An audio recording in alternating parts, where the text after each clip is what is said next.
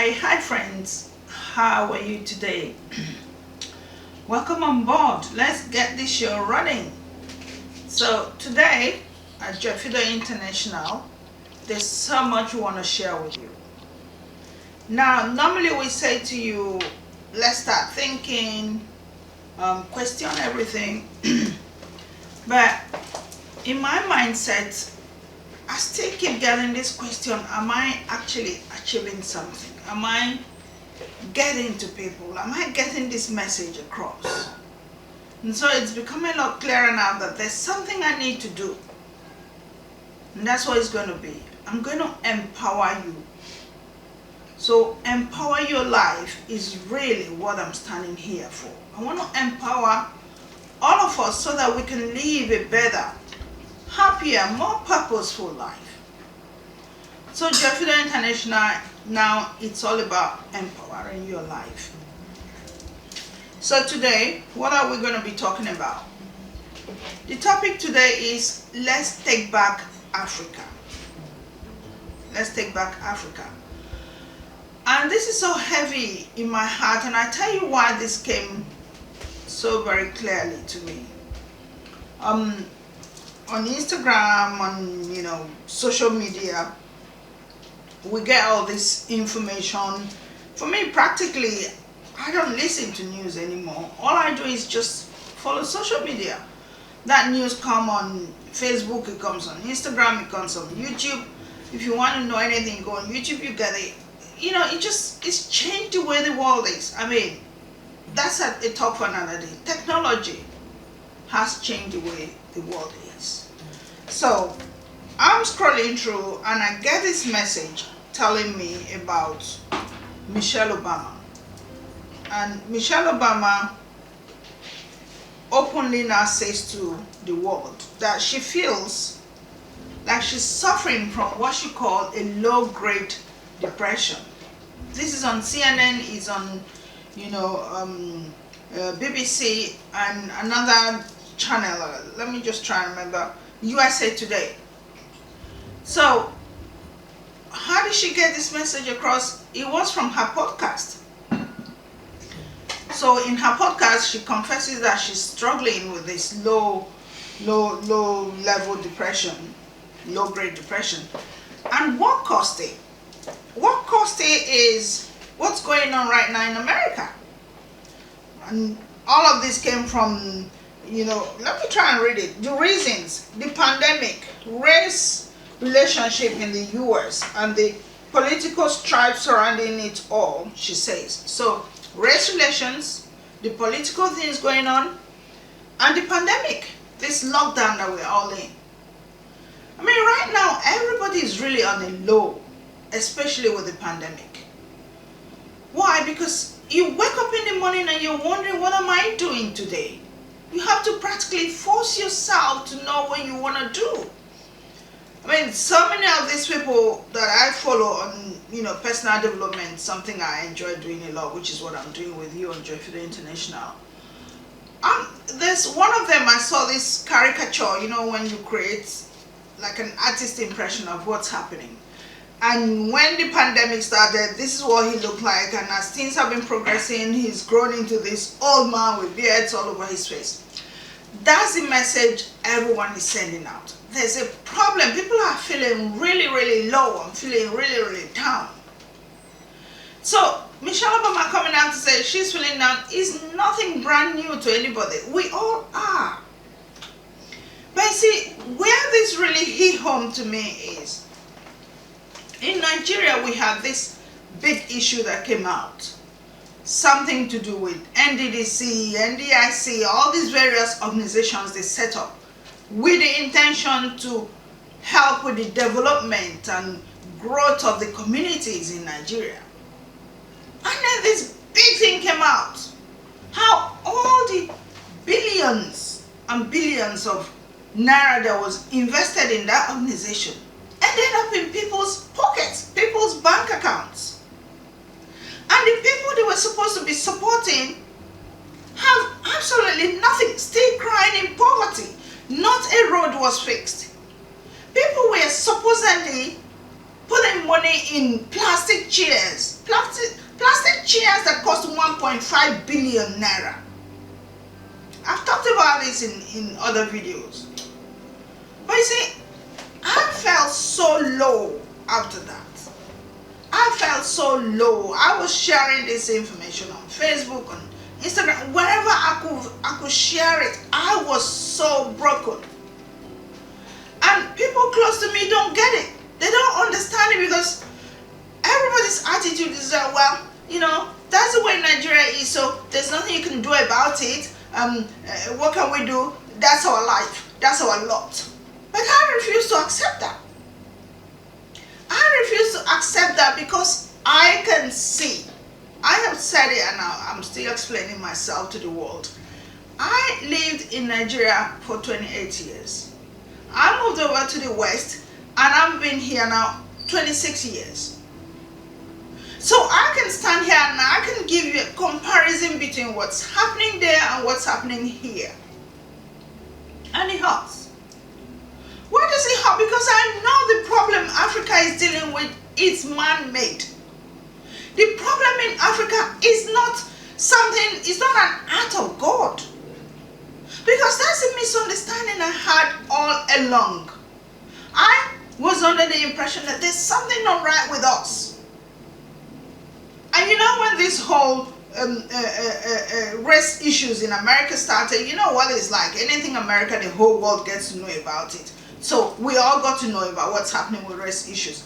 And race issues in America raise such anxiety and such pain. Children can go out, they worry the police will stop them and beat them up and kill them, and all of that is happening.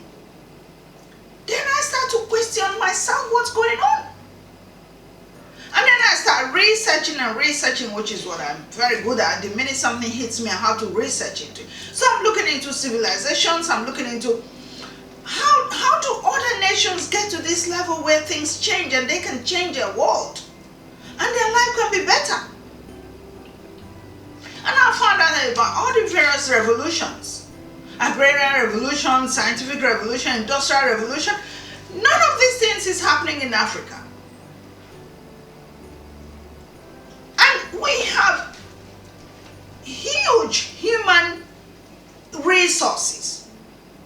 But we live in a continent where the politicians, these same people who are amassing all this wealth into their bank account, are happy to tell Africans to get out of the continent.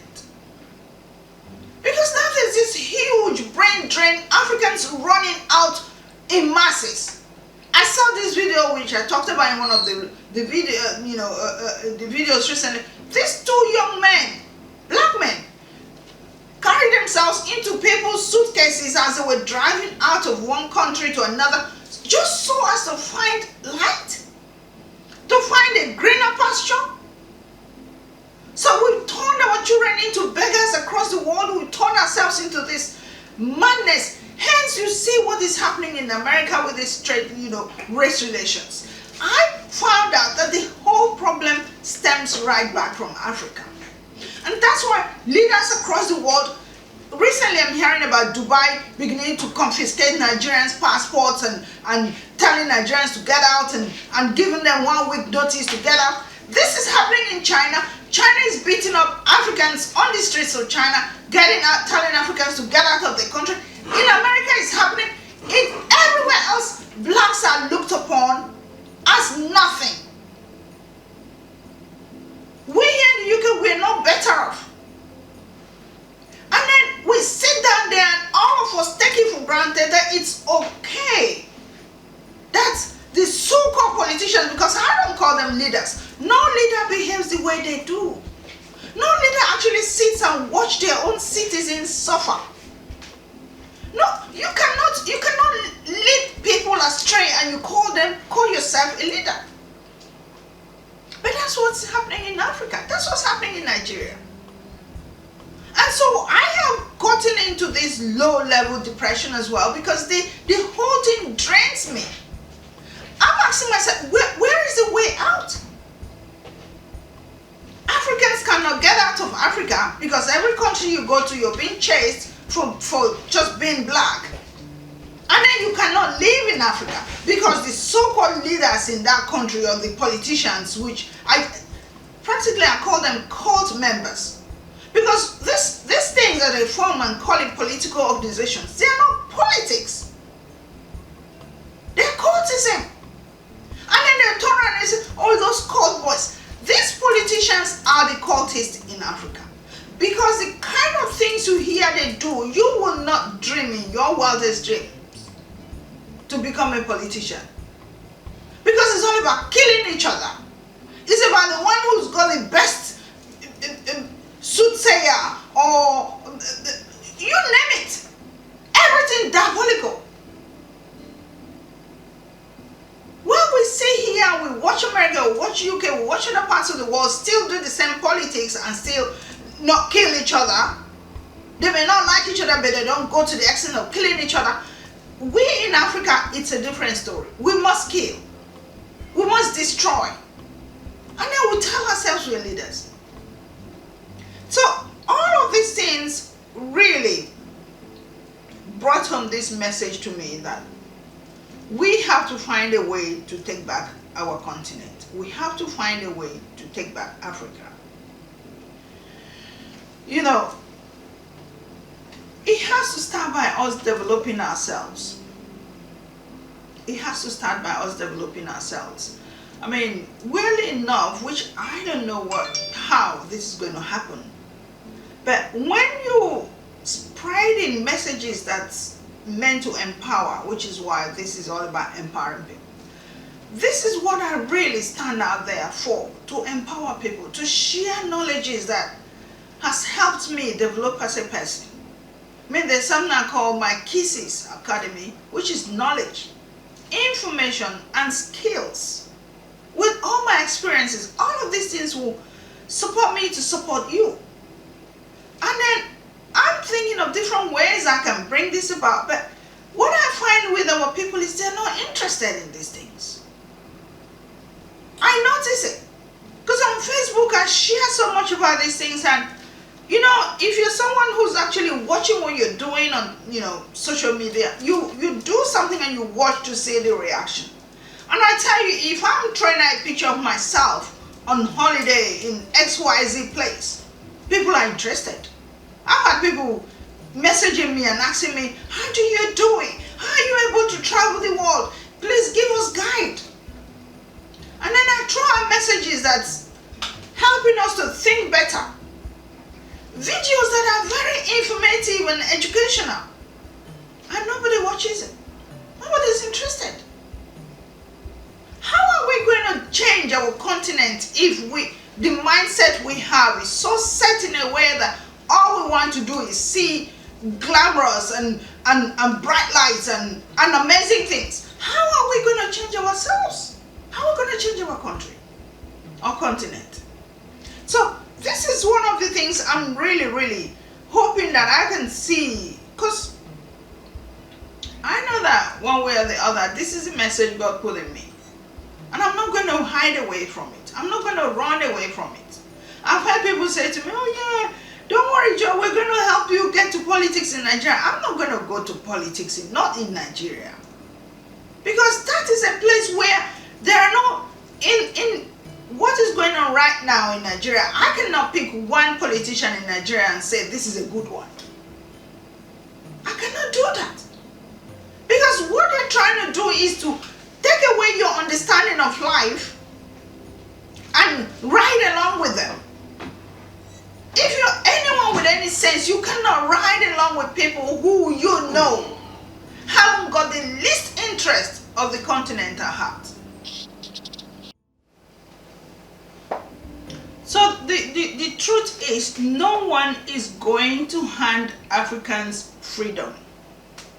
No one is going to hand us justice. We have to work for this.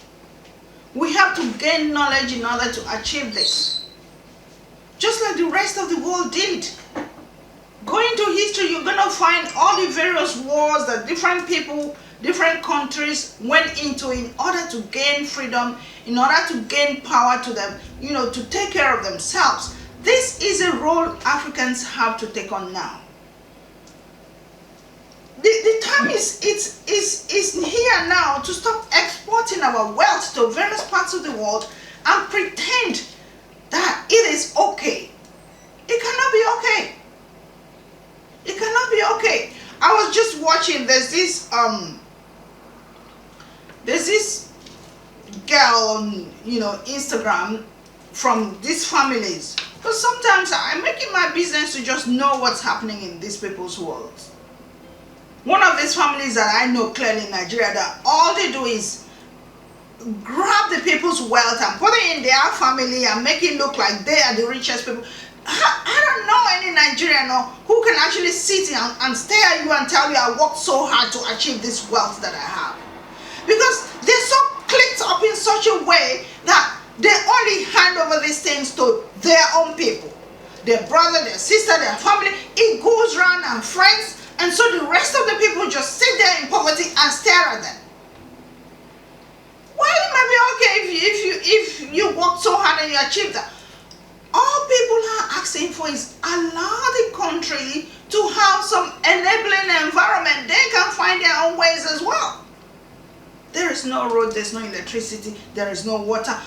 Simple things like this that everybody else in the rest of the world take for granted. In all my years of living abroad, these are the things that are so normal. These are the things that no normal human being anywhere in the world, in Western world, will sit and watch a government pretend to itself that it's leading the people and they don't have those things. That is not on. That is not on. So this young girl on her Instagram page, this is her in a yacht. And she's riding the waves of the ocean, and of course, to her, this is their life, yes. And then the next thing she puts there in her messages, if you cannot handle this, then unfollow. You live in a country where people can barely find food to eat, where people are struggling to survive. I get messages from all over, please support me, help me, I want to run my business. I can't find a loan, I can't find help. People are in pain and distress. Anything happens to my relatives back home, I have to find a way to support. But people are living in that same country, going on yacht holidays and riding the waves. Can you imagine how much money such a holiday will cost? But no, it's like to hell with the rest of the 200 million people that make up that country. For as long as I am okay with my children, all is well. Is that a leader? A leader cares for his own people. A leader cares for the people that is leading. That's a leader. A leader has vision. What dreams do I have for this country? This is what happened in Dubai. A leader came and took over and had dreams and implemented them and created and made it happen. I say to people, anywhere in the world is the same. The only differences we get in parts of the world is the weather may get colder or the weather may get hotter. Now, the rest of the things in a country is human-made, man-made. The buildings on that place is man-made. The roads in that place is man-made. The infrastructure, the electricity, the water, all of these are made by man. God did not come down to build any house for anybody in any country in the world. So while we sit in Nigeria and Africa and create so much poverty in our system and chase our people out of the country, and we tell them, go, yeah, it's okay, you can go abroad. Who created these countries that our own people can go and enjoy? Who created those countries? That's the question I have for these politicians. These same countries, they are sending billions and trillions to go and hide in their bank accounts so they can use that money to go and set up their businesses and give to their own people. Who created those banking systems? That it's okay for you to bring your money and keep it safe. Who created that? I mean, there's a video I shared on Facebook again and on Instagram. This lady is explaining how the role London plays in creating poverty in Nigeria. But our politicians sit down and work with them. Work with these enemies, and they are okay with it. Because clearly they are going to create this heaven for their children such that their children will never lack, but the rest of Nigerians should lack. The rest of Nigerians should lack. Because they are quite happy watching while Nigerians travel abroad without green passport, and this continent turn them away, or countries tell them, well, go back, and put them through this rigorous, you cannot even imagine the type of mental torture they put Nigerians through each time they're crossing from one country to another. That's the one who's even been hardworking enough to make some money and says, I want to experience the rest of the world. Take a trip and see how they will treat you with a Nigerian passport. But these so-called politicians find that funny. Or they think it's okay. Why? Because their own children can travel whenever they like. Obviously, it's private jet they are taking, and they're going first class, so nobody's going to stop them. Nobody's going to humiliate them. Nobody's going to make them feel uncomfortable. So all is well. The history I like to always go back to is what happened to Africans over the centuries. Now, first they created this slavery thing that we are all still reeling from the nasty effects of slavery. 400 years later, we're still struggling to stand up as a people, tall and happy. They came to Africa and they took the able-bodied people. They physically took able-bodied Africans out of Africa, chained in chains. Hand chain, leg chain, mental torture, made them feel so inferior to everybody else. Because when I started this journey of going into business here, it all started with hair. And it was one of the biggest things I had to deal with. When I was talking about African hair and Afro hair, and I started getting these backlashes. Why are you looking at that hair, that nappy hair, that messy hair, because it all came from the history of slavery. How blacks were made to feel inferior because of the color of the skin, because of the hair on the head, because of the way their hips were, because of their lips, because of everything African was bad. That's what slavery taught us. And people are still suffering from that mental trauma. Even if they pretended to us now that, oh yeah, look, slavery is over, slavery is not over. Because from the various books I read here, there's one where this man is talking about the miseducation of the Negro. We still look up to the West for everything, education. And then they teach us these things, and then I have questioned it. We finish all this education, and we cannot go and change our continent. Of who uses the education? But of course, it started with a physical slavery. And then their conscience got to them, and then they decided, okay, that's it, we're not going to carry on like this. They look human enough. I mean, they may have a mind, they can think. Okay, let's give them the benefit of the doubt. Okay, yes, when you look into the history of slavery, it wasn't as simple as I'm making it sound. But of course, people died. People have struggled and suffered in America, and they still are suffering. And then we got to the next level, the modern day slavery. So what they've now done is reverse slavery to be economic slavery. So the story I just narrated, they come to Africa and they draw away all the natural resources. I have a material here that explains all of that. It says the new colonialism and businesses in the West, which we all know, the truth is out there, if you look you find, are coming there and setting up themselves just to draw away natural resources from Africa. And this is okay because we, the Africans, we have refused to take on knowledge. By told us, my people suffer for lack of knowledge. We refuse to take on knowledge. I know what really winds me up.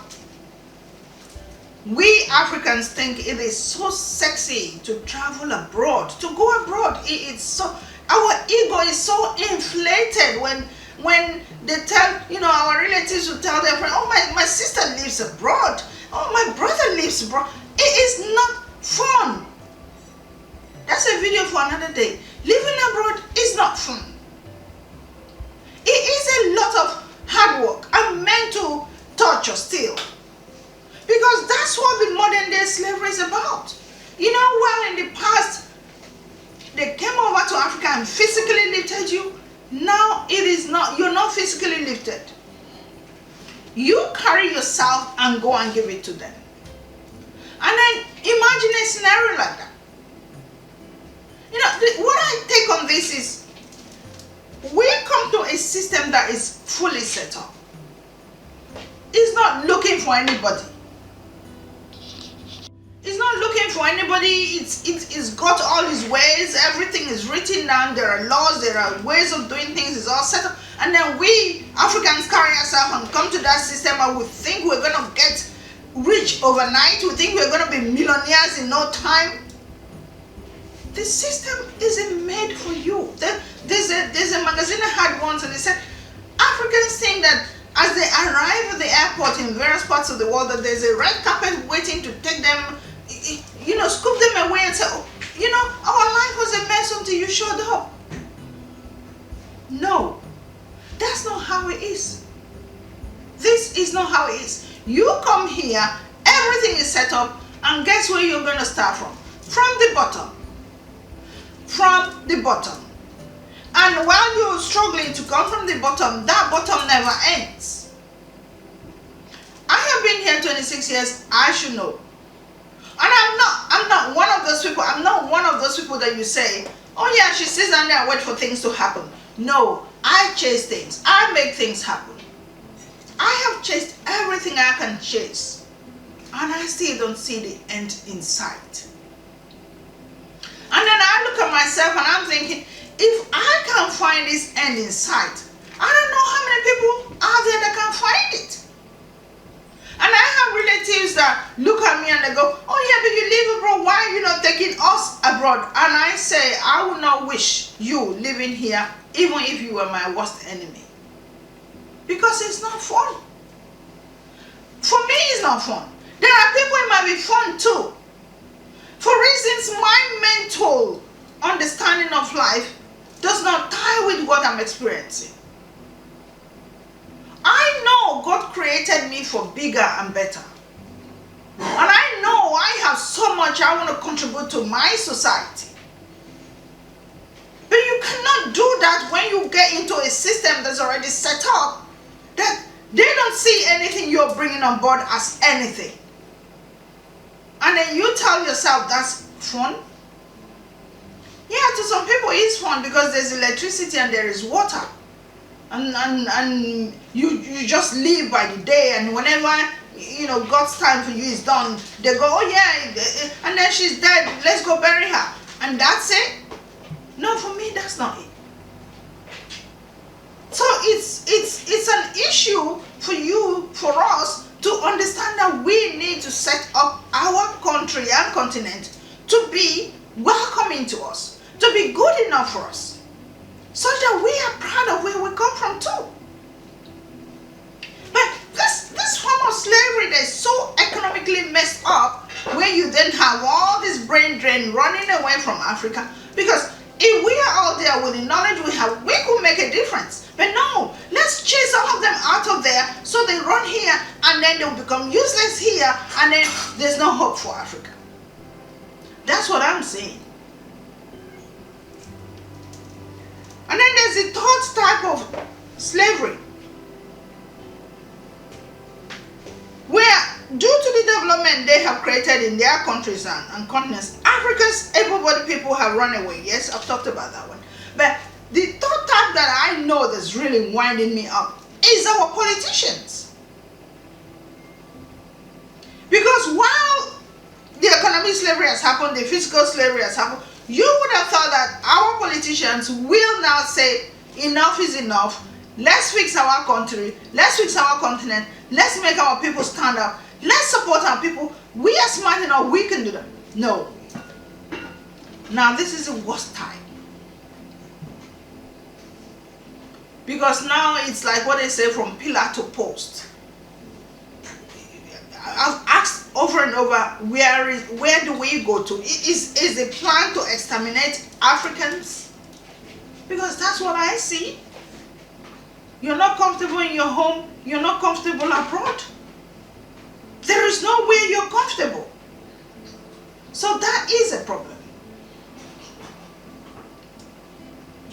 And you know, the one that really gets you going sometimes, if you really look at it, then you hear, maybe I could even call that the fourth type of slavery, is the Christianity or religion-based slavery. I won't say Christianity, because every religion out there have brought their own way of enslaving the people again. It's not bad enough that we lack, the Africans lack everything. Now we're stuck in this religious-based thing where they now say to you, oh, don't worry, there's hope in heaven. God, you know, you speak to a typical African and say, God will provide. And it is well. How can it be well? How can it be well when you live on earth here and you are struggling? And as far as I know, you're basically here in hell. We haven't died yet, but we are in hell here. And we are told that, no, don't worry, when you go to hell, when you die, then you go to heaven. But these same politicians, these same spiritual leaders or religious leaders who are preaching, wait until you die till you go to heaven, they are not waiting till they die to go to heaven. They are having their heaven right here, riding around in private jets and all. But no, you, Mr. Ordinary Nigerian or African, don't worry. Don't worry about asking for anything. Don't ask for anything. It's okay to stay in poverty, because when you die, you're going to heaven. That's slavery. That is one of the biggest form of fraud you can ever imagine. I mean, it's bad enough for politicians have defrauded us, but the spiritual leaders defraud is one of the ones that I cannot handle. Because now you make people think that there's something out there that is going to provide you something somewhere. The same God that created you, who is a political man, you know, keeping trillions and billions in your account, is the same God that created me with 2 pence to my name. And the same God wants all of us to have fun on this earth if we had any sense. No, you have chosen, because it all comes down to choice. Bible told us. It said, if I were you, I would choose life. I give you this day, life and death. Choose life. No, these politicians have chosen to be the only ones living, while the rest of us should be dead.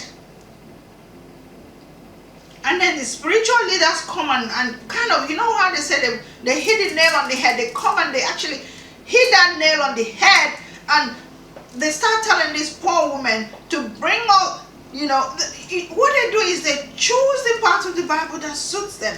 Bring your widow's mite. Because you know the widow in the Bible, she brought her little widow's mite. Bring your widow's mite. And then this poor woman will give them all this money. They set up these crazy schools that the prices are out of reach. This poor woman's child cannot go to that school. They don't provide any form of employment. And then you still keep going to that church and you say, Father said, man of God said. And then my question is, if that person is man of God, who are you? Are you man of Satan? Or are you woman of Satan? Does Satan hate you so much that he wants you to suffer here? Because if you don't believe that you are from God, and the God who owns the earth and the heaven, and the God who owns all the wealth in this world, and you somehow have not seen the blessings that God has given us here on earth, you then must be belonging to something else. You belong to Satan, and Satan must really hate you for not giving you any wealth. Because if these people who have grabbed all the wealth are from God, or this man of God, according to you, is allowed to be so rich and own private jets and travel the world and do all these things, then you must be from another thing. You're not from God. But that's what reality in Africa. That's what we experience.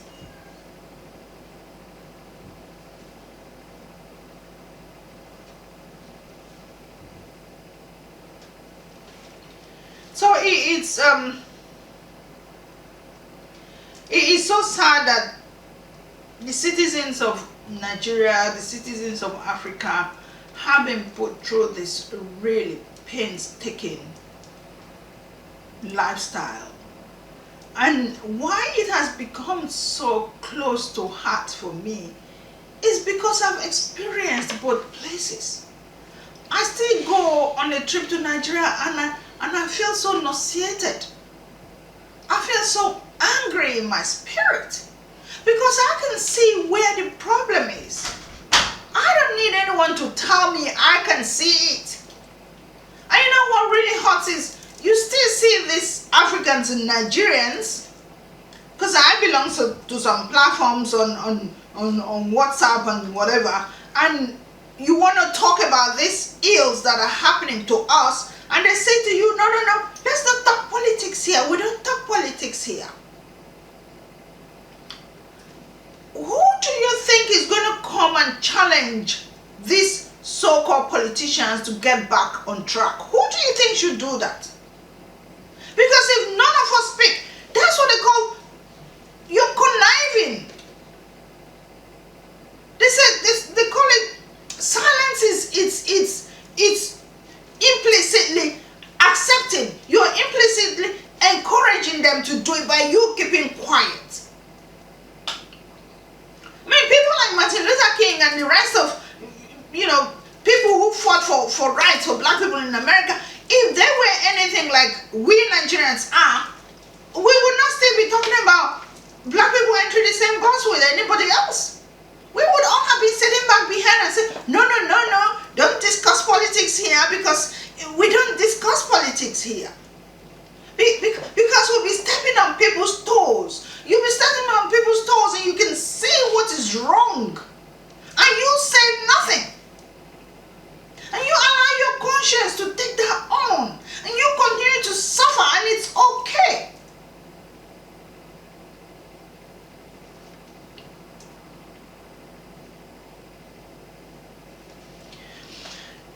As an African and as Africans, we need to step up now. That's why the message here says, let's take Africa back. We need to step up now. We need to speak boldly to these politicians, because luckily for me, I was raised by a very bold father. My father stood for what was right and what was wrong. He will fight you down and tell you when you're wrong. And he never gave two monkeys about what anyone felt about it. If you know that what you're doing is wrong, do not do it around my dad. And that's how I was raised. Because he told us that, listen, you're as important as anybody else in the world. No one is better than you. And if anyone can do anything, you can do it even better. So these are the things that raised me. These are the things that sit in my conscience. And this is why I cannot sit down and watch evil perpetrate itself around me. Because when you really look at the outside, this over and over on this channel, our children will live with this mess. It happened in the Bible when Israelites went to Egypt. For them to get back home, they're still circulating. 400 years they were going from end to end. And now, yes, the Jews have sorted themselves out. They still struggle. There's still, problems with Palestinians and Israelites and all of that. But this is what happens when you take away, when you carry yourself away from where it's rightfully yours and hand yourself over to somebody else. I have children. And I know I'll have great-grandchildren and children and children. I'll have lineage. Just like I am my father's lineage. And I cannot stand here and say to myself that I've done a good job if I cannot fight for my children's future or for anybody's child's future. And then we all sit there and say to ourselves, it's okay, let's not rock the boat. Let's not stir the waters. We all have the right to complain. We all have the right to speak out. We all have the right to protest. We all have the right to demand accountability from these people. To give back to the society what the society deserves. We have the right to do that. And this is a message coming out of me today. Let's get Africa back on track. Way before slavery came into being, Africa was complete. Africa had it all. Africa was the cradle of civilization. It started from Africa. And somehow along the way we lost it. But this is the time for us to get it back now. We cannot sit here and pretend that it's not happening, because it's happening. And if we don't do nothing about it, it will continue to happen. And it's going to get worse. The solutions are all there. We can seek knowledge. We can make a lot of noise to these politicians so they stop. Because nobody can tell me that they are not human enough. And they will never hear. For obvious reasons, none of us are going to be here forever. So if we feel, oh yeah, you know what, I've heard of so many of them come and go.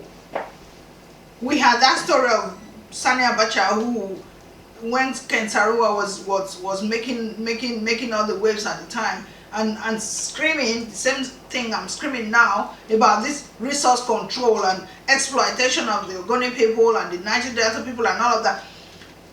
What happened? He was killed. The same Abacha didn't take another 2 months when he left too.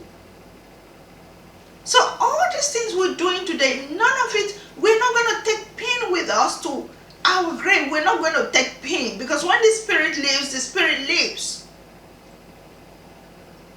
So why we're being so afraid and scared and oh my gosh, whether we do something or we don't do anything, this spirit will not be here forever. So the sooner we start speaking the truth and protecting our children's future, the better for all of us. We can leave this job for them.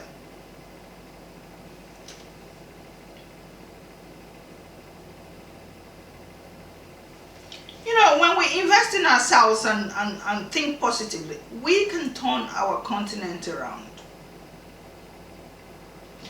The rest of the world is moving ahead right now. Africa is the only one left behind. And when you hear people say, oh yeah, the dark continent, that's not the Africa I know. Africa was called the giant in the sun. Yes, that's what we are, because we get 24 hours sunlight practically. Or 12 months of the year sunlight. There's nowhere else in the world I know that gets that. The giant in the sun, that's who we are. But suddenly now the dark continent.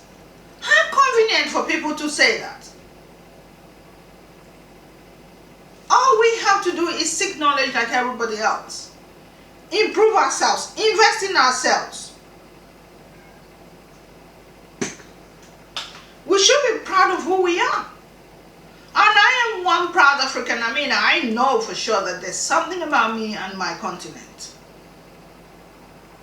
Because I live my truth. My truth is Africa.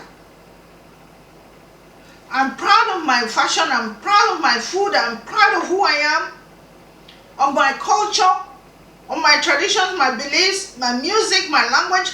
These are the things I am proud of, and these are the things that society out there, the rest of the world out there want to destroy. Because I know so many Africans who will not be seen dead wearing what I'm wearing. I know so many who will not be sitting there speaking our language, eating our food, enjoying our music. I know so many.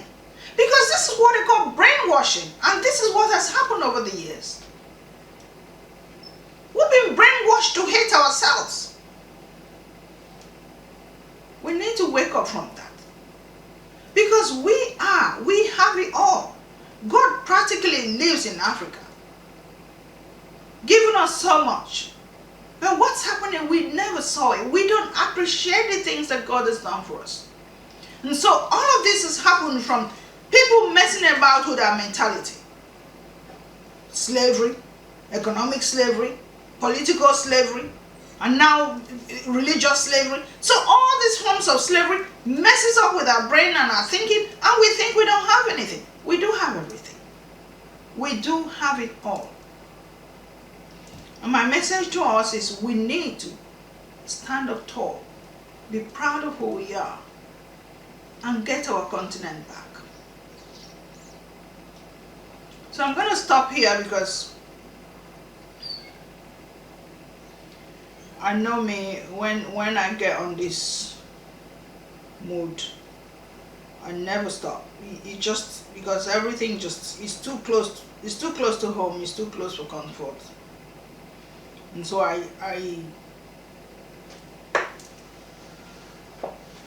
practically fight for my continent. That's me. We have to create a better continent for ourselves. We have to get our children back home. So thank you so much for watching. And please follow me on all the various social media because I share a lot. If you find the things I'm talking about useful and beneficial and you want to hear more, follow me. Because there's so much I have to share. I mean, this work is not done till it's done. And the way it is, we have a lot of work on our hands. The work on our hands is a lot. It will take generations, but someone's got to start, and that's the role I'm ready to play. Facebook, Instagram, YouTube here. Occasionally I throw out things on Twitter, but I don't do much of Twitter. So I'm there, sharing what I know and the things I see, and you know what connects to what. Because seeing that Michelle Obama's thing definitely gave me that clear message that listen, we Africans are struggling. And yes, we are. But we don't talk about it just because we think no one's listening. We think we're not important enough to talk about ourselves. We have to. Because if we don't do, no one's going to do it for us. I don't see an American coming to fight for Africa. I don't see a British person making Africa their business, or a Chinese person, or an Arab person. It has to be an African. And so we have work on our hands. So if you find what I'm talking about makes sense, follow me on the other media where I do a lot more as well on a daily basis. And let's get this movement going. Let's get this movement going. I'll see you in the next video. God bless you.